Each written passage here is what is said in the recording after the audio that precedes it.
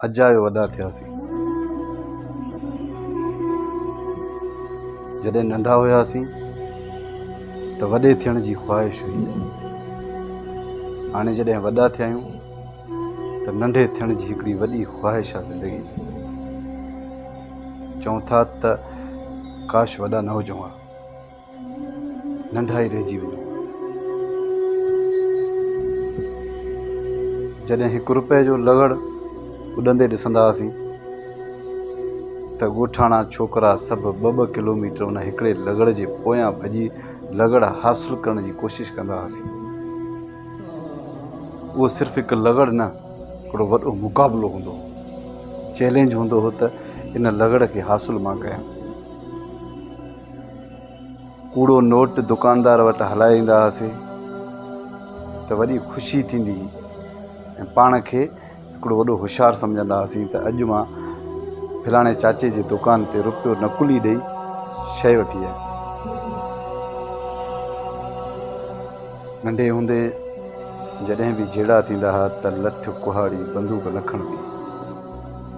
सिर्फ़ु उन ॿार खे एतिरो चयो वेंदो हो त मां वञा थो तुंहिंजे पीउ खे दाह ॾियां।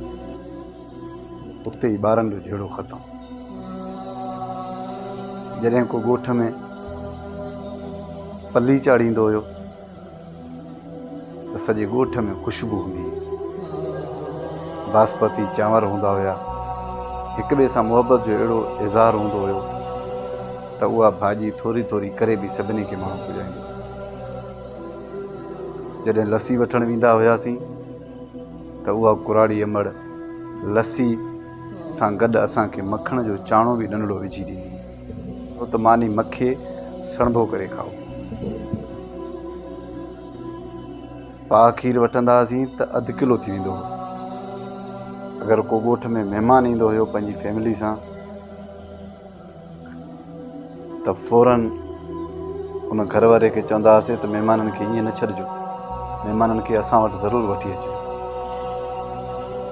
महिमाननि खे वठी अचण सां नयूं नयूं सुठियूं रिलियूं विछाईंदा हुयासीं। नओं साबुण कढी फौरन वॉशरूम में रखंदा हुयासीं। नओं टुवाल उन लाइ निकिरंदो हुयो। सॼी राति कचहरी हूंदी हुई। एॾी लालच न हूंदी हुई। कुझु न हूंदे बि तंहिं महिल हर गंज हुयो। गुरबत हूंदे बि दिलनि जा वॾा पावर हूंदा हुया। ऐं उहे महिमान जॾहिं मोकिलाए वञणु लॻंदा हुआ त सॼे ॻोठ जूं अखियूं आलियूं हुयूं। ऐं महिमान वञण वक़्तु कंहिं ॿार खे सॾु करे ₹1 जो नोट ॾींदो हुयो त सॼो ॻोठ हुन ते परेशान, न ॾे महिमान खे, चवंदा हुआ न ॾे ॿार खे न ॾे। ऐं हू ज़ोरीअ उन ॿार खे सॾु करे मथे ते हथु घुमाए ख़र्ची हुनखे ॾींदो। अॼु त अहिड़ो ज़मानो थी वियो आहे, महिमान अचनि था सभु कुझु खाइनि था। अॼु बि उन्हनि जी ख़िदमत थिए थी, पर जेको दिलि जो सुकून आहे उहो कोन्हे। ॻोठाणे माहौल में जॾहिं कुझु बि न हूंदो हो, महिमान खे लस्सीअ जो गिलास पाणी विझी लूणु विझी झारो करे महिमान खे चांवरनि जी मानी मखण सां मखियल ॾींदा हुआसीं। महिमान ख़ुशि थींदो। चांहि जो त को रवाज न हूंदो हुयो। खीर मखण वारे घर में चांहि जी कहिड़ी अहमियत हूंदी। तॾहिं था चऊं त काश नंढपिण नंढा ई हुजूं हा। जिन्हनि सां असां क्लास में छेड़ो कंदा हुयासीं, अॼु उन्हनि खे इंटरनेट ते ॻोल्हियूं था त किथे आहिनि। उन्हनि जो नालो इंटरनेट ते रखी सर्च था कयूं त उहे किथे आहिनि। नंढपिण जो हिकिड़ो अहिड़ो तरीक़ो, सुम्हंदा हुआसीं त ख़बर न पवंदी त घर में छा आहे छा न आहे।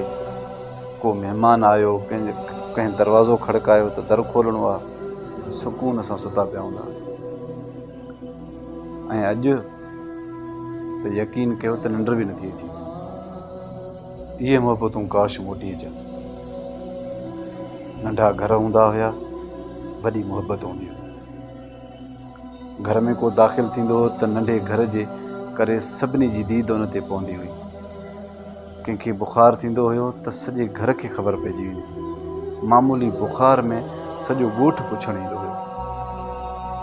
ऐं न उन जो इलाज न छा, हिकिड़ो काओ चांहि हिकिड़ी का टिकी उनखे ॾेई छॾींदा हुआ, मथां रिली विझी त उनखे पघर निकिरे।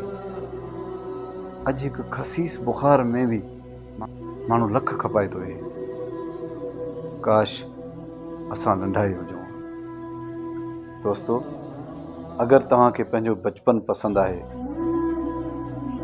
त हिन वीडियो खे ज़रूरु शेयर कजो, पंहिंजे उन्हनि दोस्तनि ताईं पहुचाइजो जेके बचपन में ॿारहाड़ियुनि में हुया ऐं ॿारहाड़ी जो मज़ो हुयो, ऐं हाणे जेके ॿारहाड़ी में आहिनि वण जे छांव में वेठा आहिनि। गर्मी वधी वेंदी आहे त वण जे हेठां बाटली पाणी जो हारे छिनकार करे थधी हवा ईंदी।